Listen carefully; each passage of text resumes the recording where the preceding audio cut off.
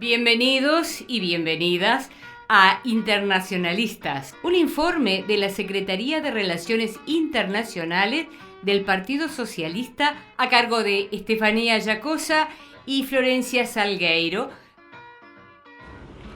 En este tercer episodio vamos a estar hablando sobre la situación política en Perú y los conflictos que se están dando entre el gobierno de Dina Boluarte y los manifestantes que exigen varias cosas, de hecho.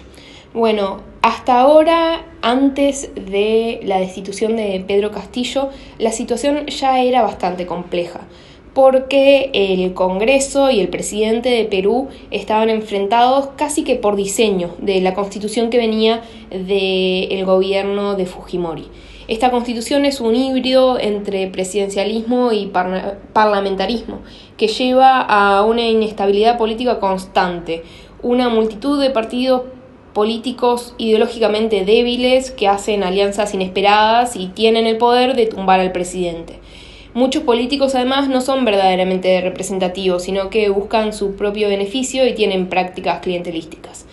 En ese contexto había una crisis casi total de los liderazgos. Pensemos que en la primera vuelta de 2021 ni Pedro Castillo ni Keiko Fujimori superaron el 20%, pero sí fueron los candidatos más votados y por eso pasaron a la segunda vuelta, pero tenían una aprobación bajísima. Y de hecho también pensemos que ninguno de los últimos presidentes pudo terminar su mandato, y en 4 años tuvieron 6 presidentes, siendo todos los expresidentes vivos del país desde 1990 investigados por corrupción. Perú es uno de los países de América Latina con menor confianza en la democracia y mayor desconfianza de las autoridades. En ese contexto existe una derecha golpista que ni siquiera reconoció el triunfo del maestro rural y sindicalista Pedro Castillo en 2021 y que es parte de un Congreso totalmente atomizado. Castillo, a su vez, desde que asumió el poder, fue cambiando de ministros y de aliados durante su gobierno. Se rodeó de asesores opacos y tuvo mucha dificultad para llevar a cabo reformas sustantivas que la población necesitaba, siendo acusado por algunos de falta de claridad ideológica. Asimismo, se enfrentaba a denuncias de corrupción que incluían a su familia. Y bueno, el equilibrio entonces entre su popularidad como la del Congreso era muy precario. El 7 de diciembre, cuando se esperaba que el Congreso discutiera por tercera vez sobre la destitución de Pedro Castillo, este sorprendió a todo el mundo con un anuncio que hizo La Nación. Dijo que se disolvería el Parlamento, convocaría a nuevas elecciones legislativas y su objetivo sería crear una nueva constitución y reorganizar el sistema de justicia. Lo complejo fue que esta medida no tenía ni apoyo militar, ni policial, ni de otros aliados y por lo tanto pareció como un manotazo de ahogado. De hecho, el Congreso, que hasta ese momento no tenía la mayoría para vacarlo, la consiguió después de su anuncio. 2 horas después se entregó a las autoridades. Primero hubo manifestaciones de sus seguidores en contra de su arresto y a favor del cierre del Congreso. Y después a estas movilizaciones se sumaron movilizaciones contrarias a la represión y a la muerte de militantes en manos de las fuerzas de seguridad. Y en un tercer momento también se sumaron demandas sobre ambiente, minería, derechos laborales y sobre la situación más en general. Las acciones de protesta se han manifestado en forma de movilizaciones, paros y bloqueos de carreteras, pero una de las características centrales de todas ellas ha sido la no partidización. La única solución a la vista de la multitud en las calles pasa por la renuncia de la presidenta Dina Boluarte. Dina Boluarte asumió la presidencia el mismo día que detuvieron a Castillo.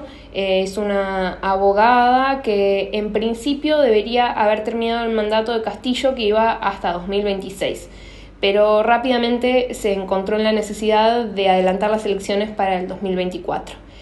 Los apoyos que tiene Dina Boluarte para mantenerse en el poder son el bloque parlamentario de la derecha y las Fuerzas Armadas, porque no tiene una bancada parlamentaria propia.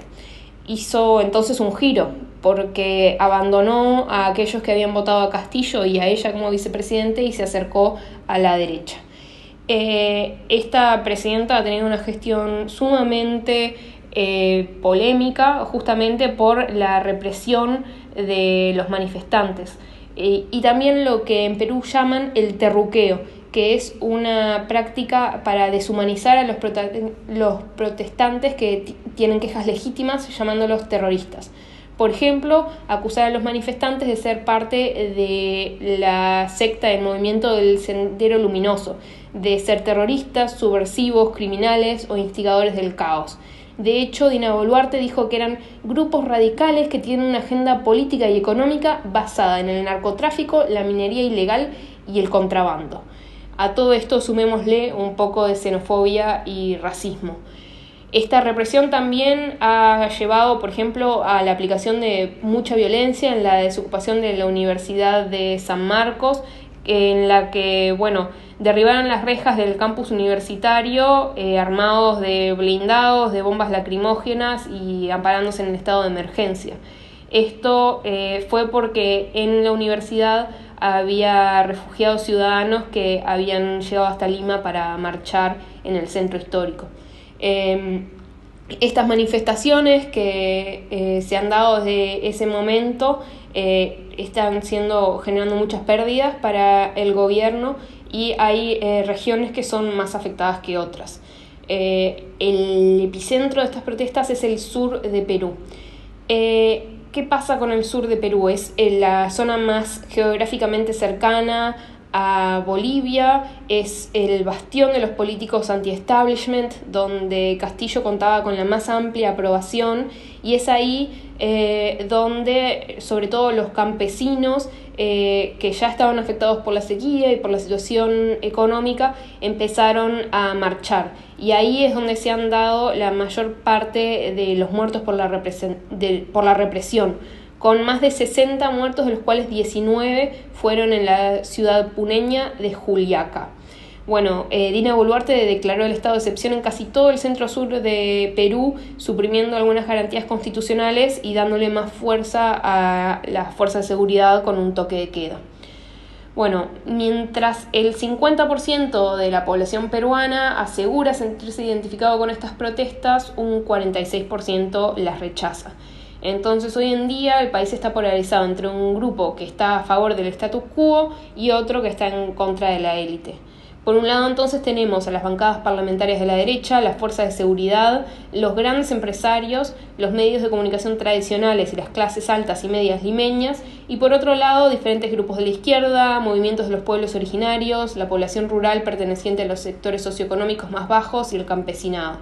A esto se suman organizaciones como la Asociación Interétnica de Desarrollo de la Selva Peruana, que es la organización indígena amazónica más importante de Perú, y algunos apoyos internacionales, como por ejemplo el de Evo Morales, que apoyó justamente los movimientos indígenas.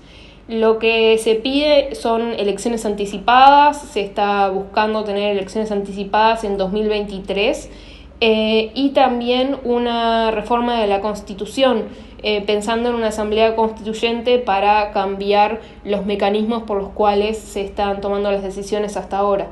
Esto es bastante difícil de realizar con el parlamento que existe hoy en día, el Congreso de Perú.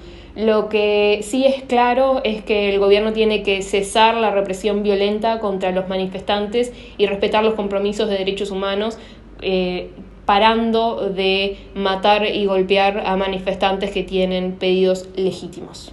Seguiremos observando este y otros temas con el espíritu internacionalista que está en las señas de identidad del Partido Socialista Uruguayo. Pueden suscribirse al canal del partido para no perderse ningún episodio de Internacionalistas, un informe de la Secretaría de Relaciones Internacionales del Partido Socialista Uruguayo.